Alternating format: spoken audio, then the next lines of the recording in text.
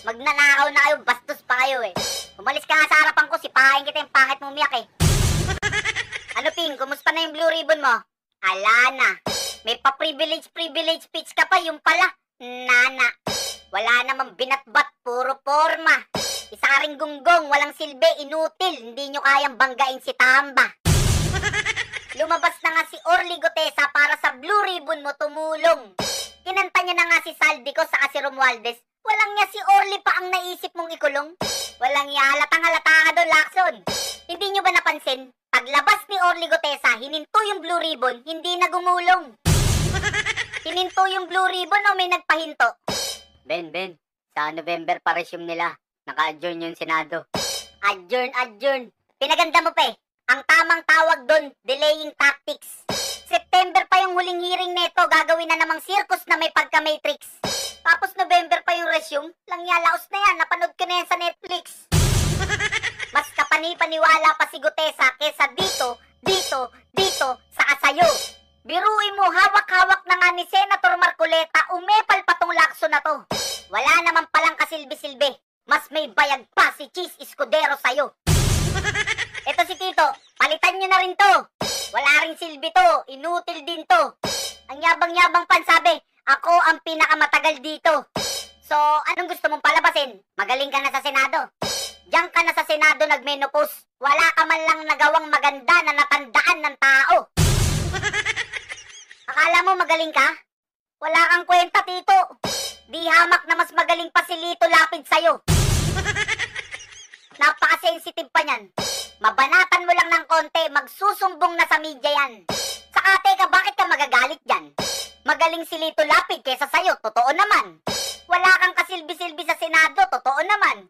Lahat ng sinasabi ko rito, totoo naman.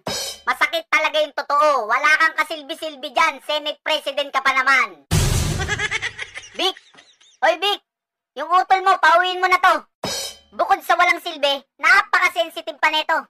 Kung ayaw makatanggap ng criticism ng utol mo, ihatid mo sa bahay nila tapos ikulong mo. Naintindihan mo ba, Vic? Vic, narinig mo ba ako? Mas may silbi pa si Lito Lapid dito. Aba, si Boying dambalasi ka, subusumpa. Pasumpa-sumpa ka pa, tang naka. Uy! Sa sarap mong mambolat ang ina mo.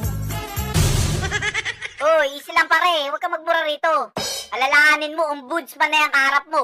Papet nga lang, pero ombudsman, na aso. Kung saan ihagis yung bola, susunod to. Maging ombudsman ka! Aw! Banatan si Sarah! Aw! Ano kaya sinasabi niyan?